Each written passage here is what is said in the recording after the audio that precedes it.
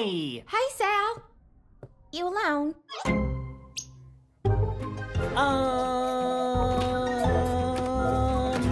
Yes. Dear God, I love her so much. Give me more Sally Mae! Seasonal Gay Anime Spotlight of Winter 2025. Let's start off by talking about nothing. Huh. Okay.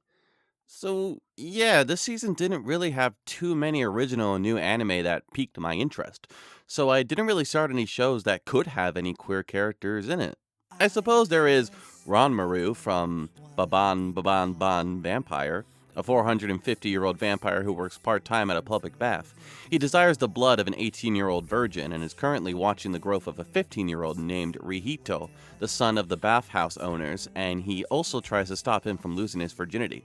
And if that doesn't sound bad enough, Ranmaru has been watching over Rihito since he was very little.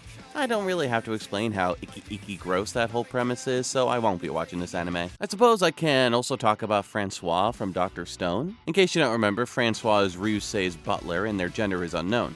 But they go by they-them pronouns, and Ryusei doesn't care about what their gender is. Joining the science crew on their voyage to America to start constructing a rocket ship to get to the moon, they build a bar on the ship to boost morale among the crew. And I like the small segment that they get in the second episode of this season where they make signature drinks based on some of the characters. They even make a non-alcoholic drink for young Suika. Francois' non-binary identity doesn't really factor into the story or their own character past when they were first introduced, so I normally wouldn't talk about them again. But because there was nothing else from this season that I found to talk about, I thought, why the hell not? Oh, and The Colors Within had some queer undertones, but not really enough to really talk about in depth. Nakao Yamada likes girls to be close and friendly together, but nothing ever explicitly queer. First, let's check back in with everyone's favorite cross-dressing boss, Sugimoto from Magiluminary Magical Girls Inc. Throughout the season, a past is foreshadowed surrounding Sugimoto and other presidents at different magical girl companies, especially his strange relationship with the president of the biggest magical girl company, Kai Koga. Their ideals and their work contrast from each other nicely. While Sugimoto cares about keeping the aesthetic of a magical girl, like reducing property damage, Kai just cares about his magical girls getting the job done despite the destruction. Shown in that Kai's magical girls dress more like maids than the other women we see throughout the anime. Not much is truly stated about Sugimoto's past with Kai, the anime only hinting at something 15 years ago during a huge Kai outbreak. This might be when Sugimoto started cross-dressing, which he does so as his own resolve.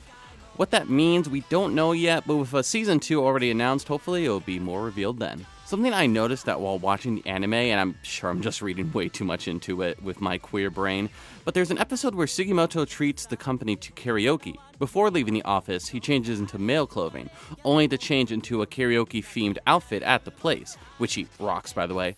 Then when they all leave to go home, he changes back to male clothing. And that got me thinking. Despite this being a world where monsters can pop up and women transform into magical girls to defeat them, is men cross-dressing as women still not an acceptable thing in society?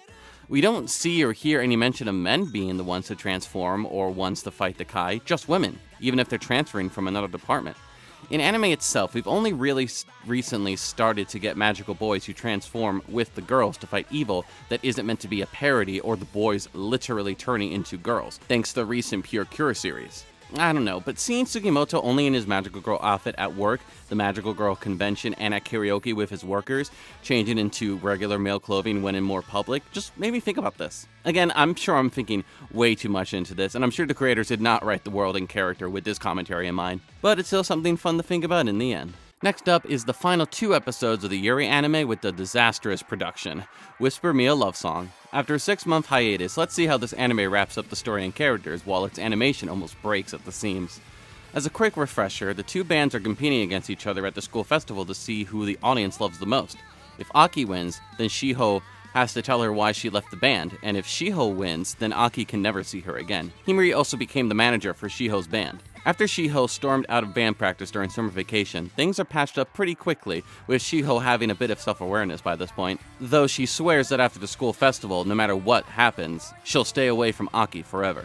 The day the school festival finally arrives, and Himari and Yuri share a cute date together. We even get to see Yuri in a suit looking pretty dashing. Later on, upon Aki's request, Himari manages to get Shiho alone with her so that the 2 of them can talk before their bands perform. Aki says that she wants to forget everything and go back to being friends, but Shiho can't accept that, finally admitting to Aki that she's in love with her, and left the band because of Aki's crush on Yuri. And as Shiho's band performs, she swears that she'll overcome this love and leave it behind forever. While Aki is conflicted over Shiho's confession and her still lingering feelings for Yori, she is able to find the answer she's been looking for, and the band performs their song with Himuri convincing Shiho to go and listen. And while the music and singing is really great, my god is the animation drawing. Aki on stage telling Shiho that her love for Yuri isn't the same anymore, and she wants the two of them to start over again from the beginning. Shiho herself done with running away from her feelings anymore, and the two of them are finally able to reconcile, though Shiho states that she has no intention on going back to just being friends. And the anime ends with Himuri meeting up with Yuri on the roof to listen to another one of her love songs. And hey, the two of them share a kiss. I legit thought that the anime was going to cut that out. Well, that's finally it for Whisper Me a Love Song. Well, it's a Yuri anime that I didn't get into that much, and reading ahead in the manga when an incest subplot pops up out of nowhere didn't help. But people who enjoy the original manga deserve a good anime adaptation. I mean, if something as awful as Citrus can get a good anime adaptation, why not a decent one like this? Oh well, Whisper Me a Love Song has become another example of production hell that the anime industry is falling victim to again and again, making things terrible for the animators that bring the story and characters that we love to life. And lastly, for a queer band anime that I actually really love, it's time to return to my boys in Given with their second film, Higurui Mix. When we last saw our boys in the previous movie in OVA, Akihiko ends his unhealthy relationship with Ugetsu and enters a relationship with Haruki. Mafuyu and Ueyama's relationship continues to strengthen, and we get more introduced to Mafuyu's childhood friends, Higuri and Shizu, and hint that there might be something between the two of them, which is helpful since this next movie is mostly centered around the two of them. Ueyama has temporarily joined Higuri and Shizu in their own band, but him and Higuri's similar attitudes mean that they don't get along easily. A wrench is thrown into the matter as the Given band is sent an offer to debut from a record label. The four now having to seriously think about the future and how much they want to go with Given. While Ueyama is ecstatic at the idea, Mafuyu seems a bit hesitant on the matter. Meanwhile, we learn that after Yuki died, Mafuyu wasn't the only one affected, as Higuri started a band afterwards so that he could keep Shizu by his side. And he's pretty sure that he likes Shizu more than just a friend. Higuri wants to finish a demo that Yuki started before he committed suicide, and wants Ueyama's help to finish it. Ueyama is of course a little conflicted over the idea because of how it might affect Mafuyu, but it's too good of a song for Ueyama to pass up finishing. Mafuyu meets up with Shizu and tells him about his worries with Given debuting. Shizu admits that he went with Higuri going pro because he'll go along with anything that he says. After all, compared to Mafuyu, it's hard for Shizu to get what he wants with the person he loves, especially since Higuri liked Yuki back then when he was dating Mafuyu. After all, since they were young, Yuki has always been at the center, with Shizu on the outskirts.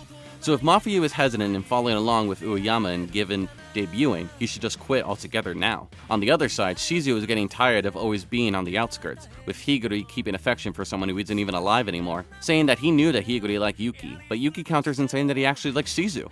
But Shizu dismisses this, knowing that Higuri isn't 100% serious about a possible relationship like he is. Later on, they meet up again and are able to talk more about their feelings. And by talking, I of course mean through banging.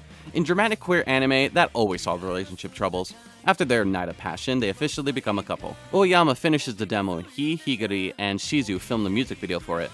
I also love the recurring gag of characters bluntly telling Ueyama that they are queer when he himself anguished over it for a couple of episodes in the anime. While all of this is happening though, Mafuyu continues to have thoughts of Yuki, of people leaving him behind, and of the future. The film leaving us on an ominous note of Mafuyu's depression, wondering if he can ever associate with music ever again. And that's it for our queer band boys for now. That is until the next movie, To the Sea, becoming available in the West, which hopefully won't be too long from now.